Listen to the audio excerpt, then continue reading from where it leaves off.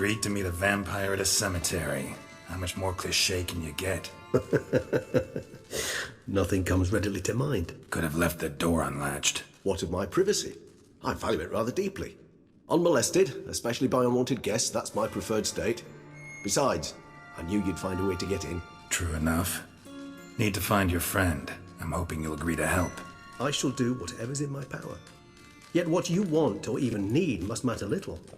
What matters is what Dettlaff wants. If he does not wish to be found, you will not find him. Ever. End of story. Come on. Gotta be some way.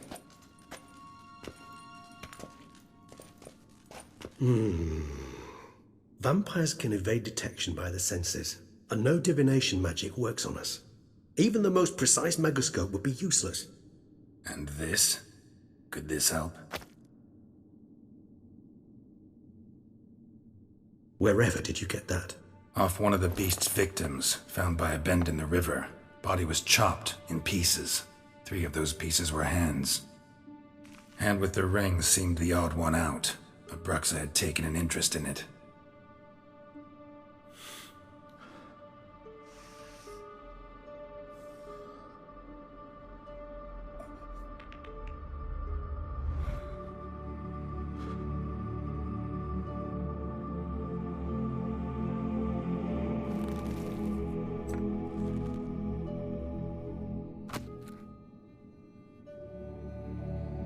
It's Dettlaff's hand, without a doubt. It will do splendidly. The hand. What do you plan to do with it? You've heard of Kovinaris' theory of tissue memory retention. Rings a distant bell. Read about it in Alchemia Oblitera.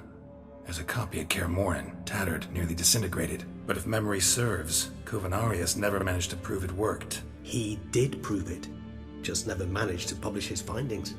He and I corresponded, you see, after we became friends. Thus, I know he completed his research and performed the first tests. It's complicated, so without delving into details, it is possible to use any piece of tissue to reconstruct what a whole body experienced. How's it work? We need any special equipment? We must brew a decoction which Kovinaris gave a rather poetic name: resonance. Once imbibed, it sends one into a trance similar to that induced by narcotics. This triggers visions of events linked to strong emotions experienced by the tissue's owner. Picture it as dreaming a fragment of someone's life. Any chance we might see what Dettlaff was doing just before he lost his hand? Indeed. Though I also hope resonance will reveal the location of Dettlaff's hideout. Ring's pretty intriguing. Made of no metal I've ever seen. And the ornamentation. It comes from our home, where we lived before the conjunction of spheres. It's actually mine. I received it from a dear old friend. You might call him a humanist. He saw us vampires as guests here, guests who owe their hosts, meaning you humans and the elder races, respect. Respect? Meaning not to treat us like cattle to be slaughtered for food? Precisely. And the reason why I, in turn, gave it to Dettlaff. To remind him of the ideals my old friend championed. Can't you just summon Dettlaff? You're both higher vampires, there's gotta be a way. If I'm to be entirely candid, there is indeed one. But believe me, we will be better off never availing ourselves of it. It is a last resort. Absolutely. Last resort? The hell? Why? There is a being who can summon Dettlaff. Possesses the authority, even the power, to force him to appear in a given place. But the very act of contacting this being, well, it's akin to walking a slack line extended over a chasm filled with molten lava. An exercise as perilous to me as it would be to you. A risk I'm unwilling to take. I beg you, let's do it my way. It will be both quicker and easier. Kovinaris spent half his life proving his theory. Wild guess. Making a dose of resonance won't be easy. You guessed correctly. In addition to Dettlaff's tissue, we shall need a powerful occipital lobe stimulant. Effectively a poison, to make one susceptible to visions. Well, got a few ingredients to choose from. Unfortunately, all are pretty rare. There's Mamoon glands, but closest ones I know of are in Vizima. A spotted white saliva would also serve, but they were cold to extinction over a century ago. Could go with a kobold's eyes, but the creatures are sentient. Rather not gouge one's eyes out. Given that we lack the time to sleuth this out ourselves, permit me to summon some help.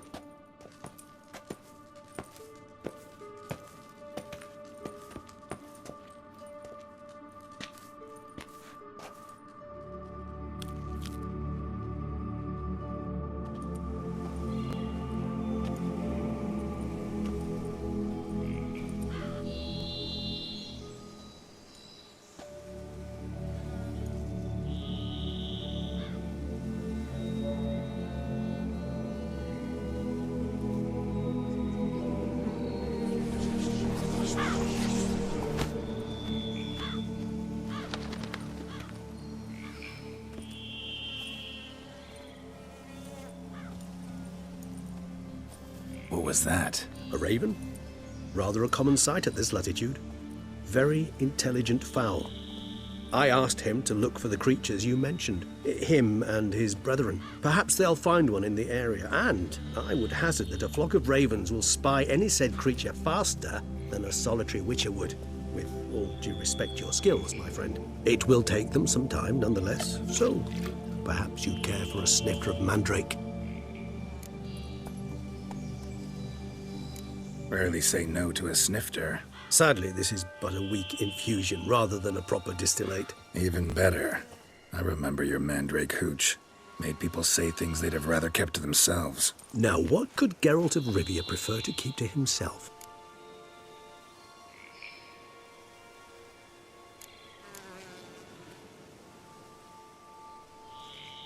Everyone's got some secret. I agree wholeheartedly. I also believe it wise at times to share one's secrets, unburden oneself to those one can trust. This your sophisticated way of asking me if I trust you? I prefer almost always to ask indirectly. It seems a test of intelligence, one you just passed. Maybe you should go first. Reveal one of your secrets. After all, you vampires lead very interesting lives. Anything in particular interest you? Curious what you did after you were reborn. As I'm sure you can surmise, at first I was thoroughly absorbed with recovering. As it is, I've still not recovered completely. Yet I was so weak the first year that I could not stand or move on my own. Detlef bore my weakness bravely, showed great patience. If not for him, I wouldn't be here, and I'd have regenerated far slower. Once I could at last stand unassisted, I set off for Bruges, for my one-time home of Dillingen. There I led the peaceful life of a rural healer and surgeon, enjoying my neighbours' respect and, in fact, constituting the exact opposite of the monstrous vampire the populace imagines. Bruges, you say? Rebirth make you sentimental? Perhaps a dash. But what of you? Where have you been? Ever find your Cyrilla? Back then, yeah. But we parted again soon after. And when the time was ripe, she came back. Defeated the Wild Hunt together. Seemed I certainly missed quite a bit while I was absent. True enough. But it's a conversation we'll have another time. Need to know more about you now.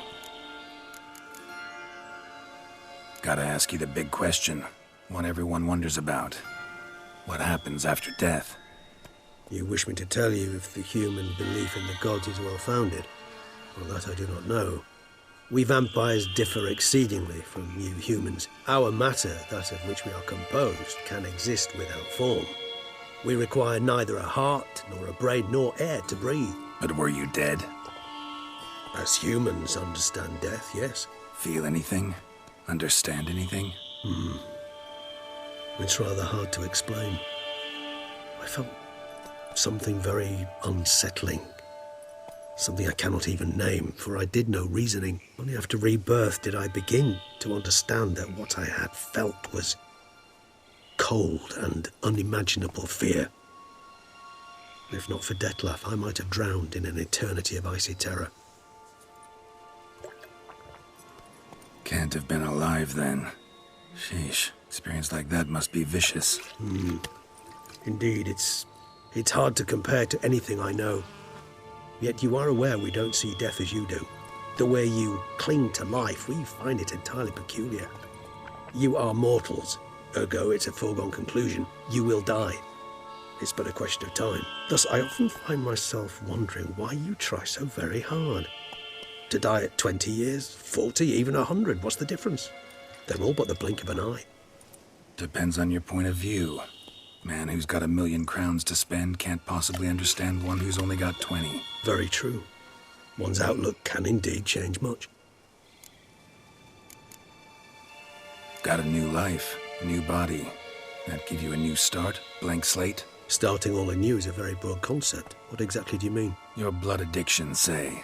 Wondering if your body's the same, if it still remembers. Maybe if you drank now, you wouldn't get hooked. All addictions are a form of slavery. Re-addiction's not a risk I'm willing to take, just to test a hypothesis about corporeal regeneration and whether propensities carry over. Fair enough. Curiosity, that's all. Sorry. Not to worry, Geralt. Curiosity is a natural reaction under the circumstances, apart from which I've always valued that trait in you. Always fascinated me the way vampires can regenerate. A hand growing back is one thing, but Detloff recreating you out of a wet smear? Something else entirely. A difficult and laborious process, but one that's possible, as my presence proves. But I've heard you too had quite the adventure. They say you lost your memory. For a bit, but Triss helped me get it back. Actually pretty damn lucky I only had amnesia. Yes, you humans are rather buggered in those terms. To strip you of life is, well, it's just plain easy. I've always pitied you in that regard. We vampires are much harder nuts to crack. If a member of another race kills one of us, we can be reborn with a living higher vampire's help. However, if one of our own strikes the deadly blow, death is permanent. There can be no rebirth. One of the chief reasons why vampires long ago swore never to fight one another.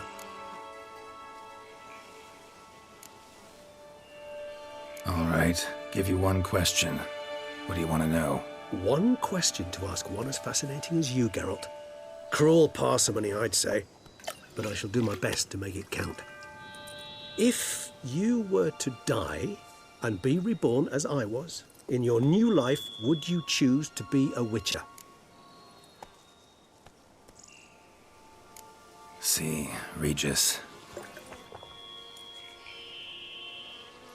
Doubt I'd know how to be anything else.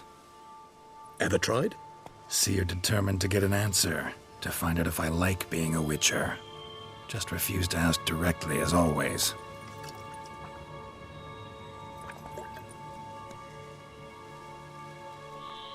I like being on the path. I like picking up a lead, a trail. I like the tension right before a fight. And nothing gets my adrenaline flowing like battling a beast. Even gotten used to people treating me like a freak, an outcast. Yeah, not something I think about much, but I like being a witcher. Thank you for being honest. Honesty is an attribute of the truly brave, and thus a privilege of the very few. Still no sign of your winged friend. Sure it understood what you wanted? Dead certain. Let's wait a bit longer. It'll return soon, don't doubt that for a moment.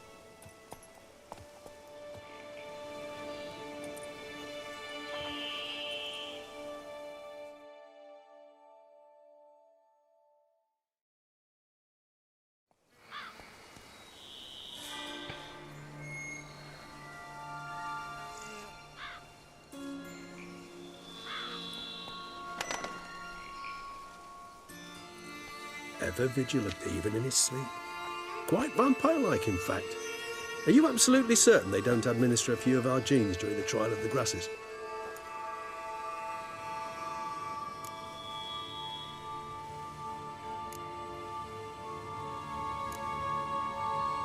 Far as I know, none. Now what you got for me? You were right. No kobolds or mamoons for miles around. Knew it. Allow me to finish. You see, there's this spotted white.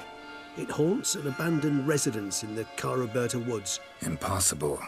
My brethren hunted down every last spotted white before I was born. Then it seems you must revise your knowledge of spotted whites. for somehow this one managed to survive your brethren's onslaught. It seems I know this home it haunts. Recall a tale about it. Locals believe the place cursed. Perhaps that's how the White survived entirely unmolested.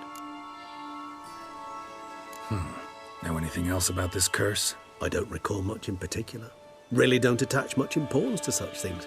It was mentioned to me as an anecdote, no more. Come on, search your memory. Something, anything could be important. I believe it had a relation to hunger, or, perhaps greed, rapacity. Someone was punished for something... Textbook definition of a curse, pretty much. Sorry, Geralt, I try not to clutter my mind with the details of every far-fetched tale I happen to hear. What are your thoughts? A specimen of a species thought long extinct, and a curse, in one place. That a coincidence, or are they related? Ah, professional curiosity. Personally, I've nothing against you delving into this dilemma, but please remember we need the White's saliva. Nothing beyond that. Whites rarely appear in the woods, even less likely to find them in abandoned human homes. They inhabit remote wildernesses, old abandoned cemeteries. What's your point? This might not be a spotted white after all. Your little helper might have made a mistake. I sincerely doubt it. Ravens are devilishly intelligent creatures, and they've highly developed observational skills. What exactly did they observe? The area around the estate, it's covered in spoons. Spoons? Spare me the skeptical smile. I'm but the bearer of this news. Or perhaps this spotted white is a hoarder. Or the spoons are somehow related to the curse. Let's do this. Start making your decoction while I go get some saliva from that white. Uses it in its brews. Do you imagine the white will simply sell you some? Worst case scenario, I'll bring you its salivary glands. They ought to do as well. For a moment there, I imagined you asking the white to spit into a vial. Quite amusing as a thought, but the salivary glands will do fine indeed. So, see you later. Yes, till later. I shall start by perusing some tomes. Tomes? Thought you were gonna make this decoction. We require one last ingredient. Alas, obtaining it could prove a trifle toilsome. Thus, I hope to identify a suitable alternative. All right. Good luck. And to you, my friend.